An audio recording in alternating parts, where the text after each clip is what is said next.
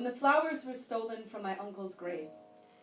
My grandmother drove to our house and collapsed at our door, strangled as an empty Christmas stocking, wailing for her piece of coal. I had never seen a person so finished with God. Her face was a massacre of grief. Her cries like shoveled granite chewed her shrilling throat. All that they left was the flag. She kept screaming. I thought her lungs would start bleeding. It scraped my chest, hollowed me for weeks. Our house was the echo of a mother clawing the floorboards for her dead son, a down forest in her nail beds. At night, I obsess on how long flowers might survive in the hands of thieves. Spent a month in our basement, scouring for answers in the photographs of my father in Vietnam. He was thin as a blade, his eyes unfiltered as the cancer they were given for free. Anyone could see by the freckles in his shame. That war was no place for a soldier.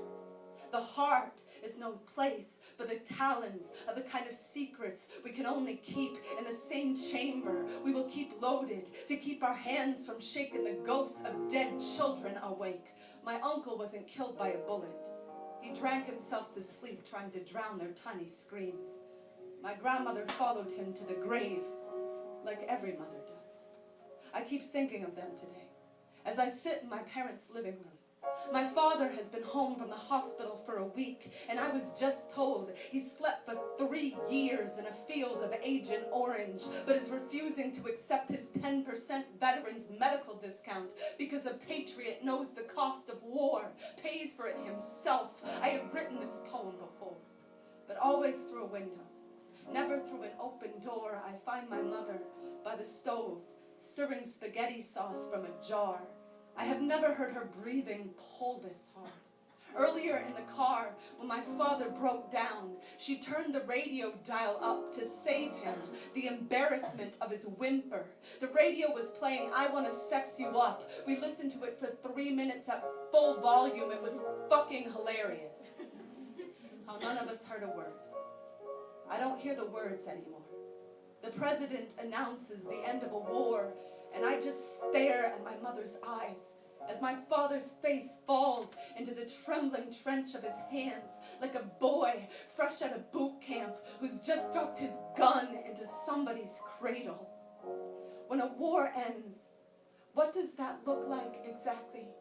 Do the cells in the body stop detonating themselves? Does the orphanage stop screaming for its mother when the sand in the desert has been melted down to glass and our reflection is not something we can stand to look at? Does the white flag make for a perfect blindfold?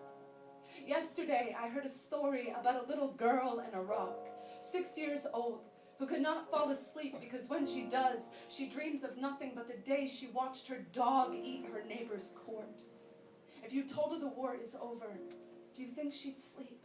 She's seen teeth chew through a ribcage and swallow a heart. And I can buy dog tags at the mall. I can buy camouflage at the Gap. I can stare at the Vietnam Wall and forget it is missing the 2 million names of the 2 million Vietnamese slain. So I can certainly forget that little girl, the dog, the neighbor, and whatever soldiers we choke-chained in the opposite direction of God. At 4 a.m., I find my father in the living room, television blinking. The newscaster says the number of U.S. soldiers who were killed this month at war was outdone by the number who came home and committed suicide. Outside, there was a flag waving from our front door. My father picked it out as carefully as he picked out my name. I want to tell him I still build my spine from the clothesline that holds his work shirts, but I know I'd start crying. I am exactly like him. We both have wrinkles around our eyes, 100 years older than our age. We both carry ourselves like an ambulance with someone dead inside, still thinking we might get there in time. I didn't get here in time. This house echoes like an empty canteen. Flowers don't survive long in the hands of thieves. So much is wilting. I look back out the window. My father's flag is aglow in the moonlight. I remember something I was told many years ago.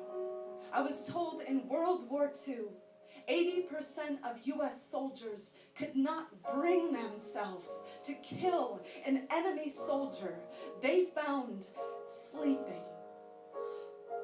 Sleeping. I want to ask my father if he thinks that's true, but I know he won't sleep if I do. And he needs to sleep. God knows we all do.